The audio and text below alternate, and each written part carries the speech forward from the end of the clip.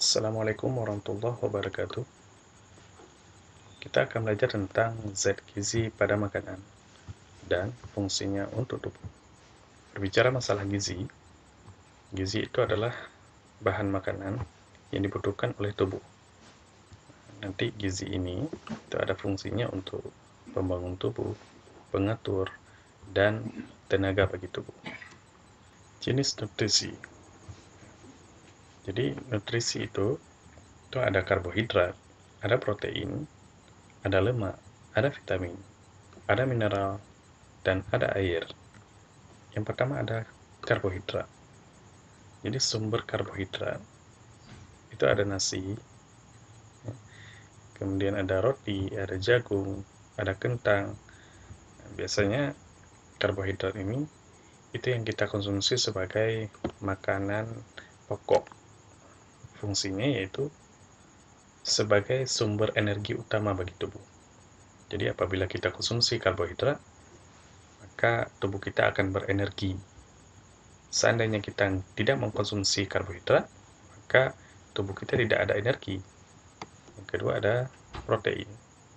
Nah, ini adalah sumber dari protein.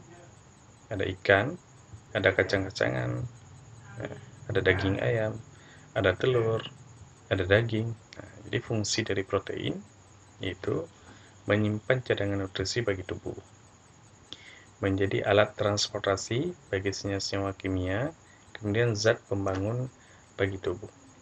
Protein ini itu bagus sekali untuk dikonsumsi biar pertumbuhannya cepat.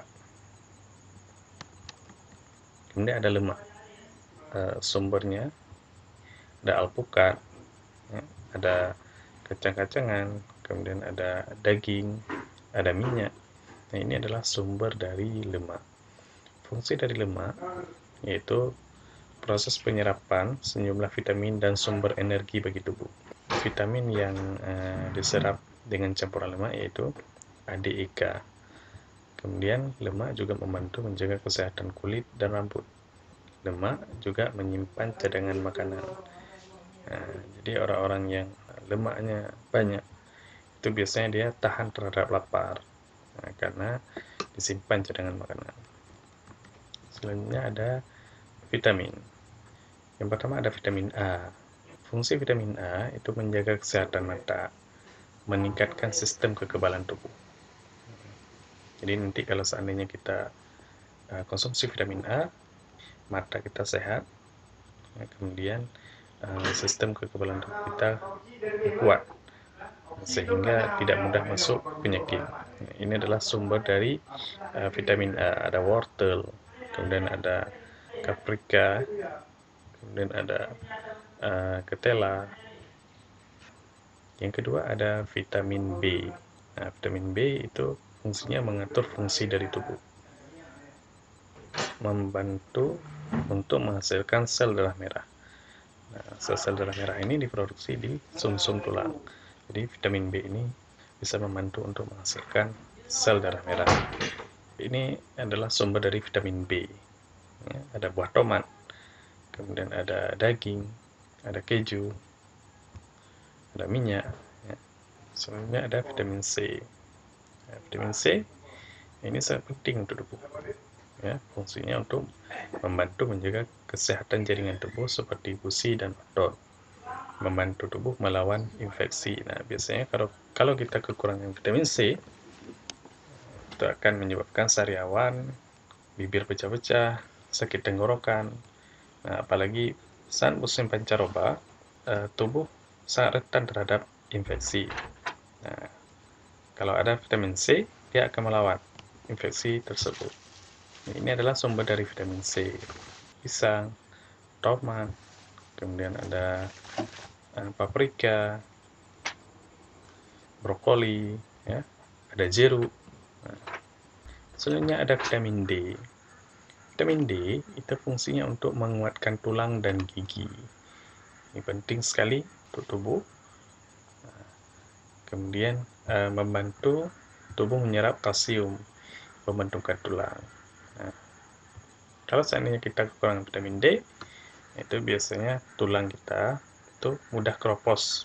Sumber vitamin D itu ada telur, kemudian ada keju, ya, ada seledri, kemudian ada ikan, ada susu.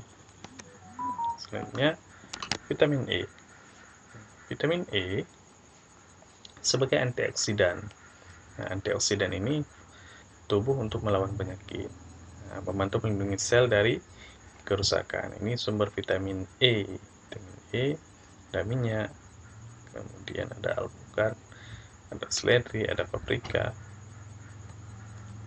Selanjutnya ada vitamin K. Vitamin K ya, membantu untuk proses pembekuan darah. Kalau kita ada luka, itu cepat darah membeku. Ini sumber vitamin K, ada brokoli, ada bunga kol, kemudian ada sayuran berwarna hijau. Selanjutnya ada mineral. Mineral, nah, yang pertama ada kalsium.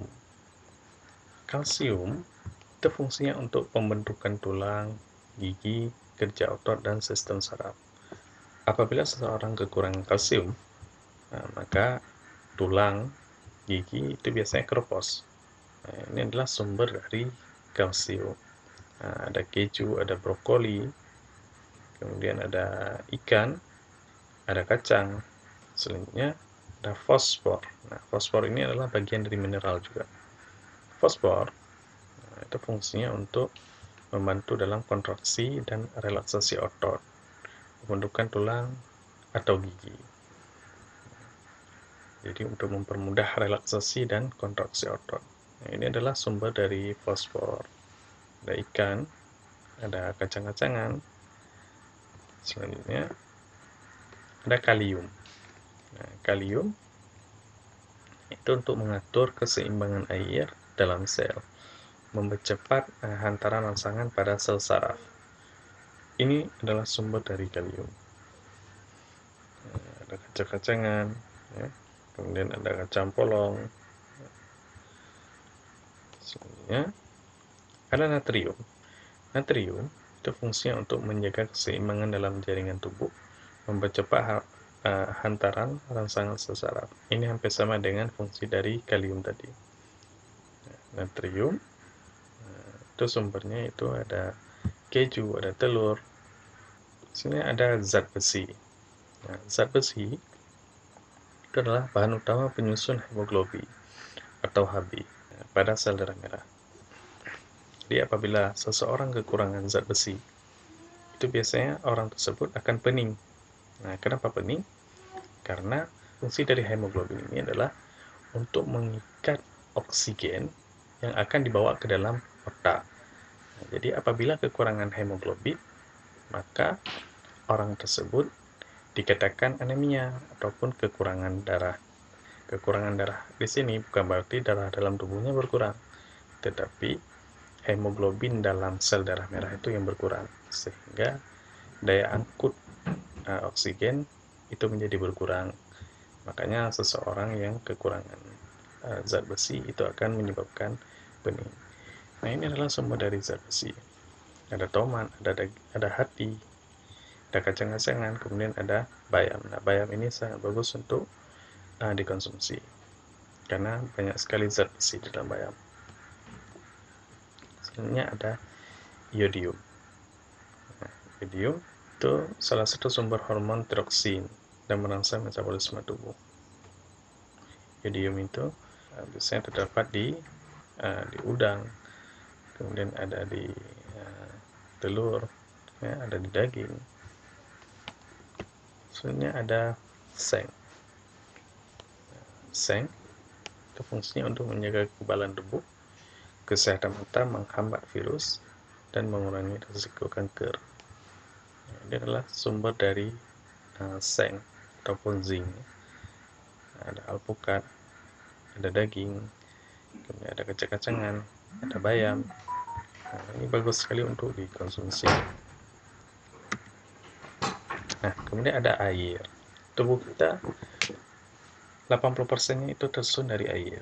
Dalam 24 jam, kita diharuskan untuk mengkonsumsi air yaitu sebanyak 2 liter. Itu apabila kita dalam keadaan istirahat, tidak melakukan aktivitas yang berat. Seandainya kita melakukan aktivitas yang berat, maka kita harus lebih daripada 2 liter untuk konsumsi air. Nah, kalau seandainya kita kekurangan air, maka kita akan terjadi dehidrasi. Dehidrasi itu sangat berbahaya. Dehidrasi akan merusak ginjal, akan menyebabkan pening. Dehidrasi itu adalah tubuh kekurangan cairan. Apa fungsi air di dalam tubuh? Yang pertama ada menstabilkan suhu tubuh. Apabila suhu tubuh kita panas atau demam, maka kita harus mengonsumsi banyak-banyak air untuk menstabilkan suhu tubuh. Kemudian yang kedua ada memperlancar pencernaan. Nah, pencernaan kita menjadi lancar apabila kita cukup air. Yang ketiga ada peredaran darah. Peredaran darah itu menjadi lancar. Ya. Kemudian yang keempat sistem metabolisme. Jadi reaksi metabolisme di dalam sel itu lebih bagus, lebih cepat. Selanjutnya ada pemeliharaan kulit. Nah, orang yang mengkonsumsi banyak air, yang cukup air, nah itu kulitnya tidak kering, lembab. Kemudian yang keenam ada pelumas sendi. Nah, jadi sendi-sendi kita ya itu tidak mudah rusak. Jadi air itu fungsinya untuk pelumas sendi. Nah, jadi begitu penting air dalam tubuh. Nah, cara mengonsumsi air bagus sekali pada saat kita baru bangun, langsung minum air 1 gelas. Ya. Kemudian 30 menit sebelum makan. Nah, kemudian setelah makan minum air sedikit, dan 1 jam setelah makan itu minum air yang agak banyak.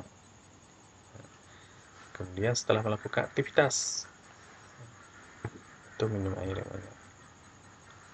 Sekian, assalamualaikum warahmatullahi wabarakatuh.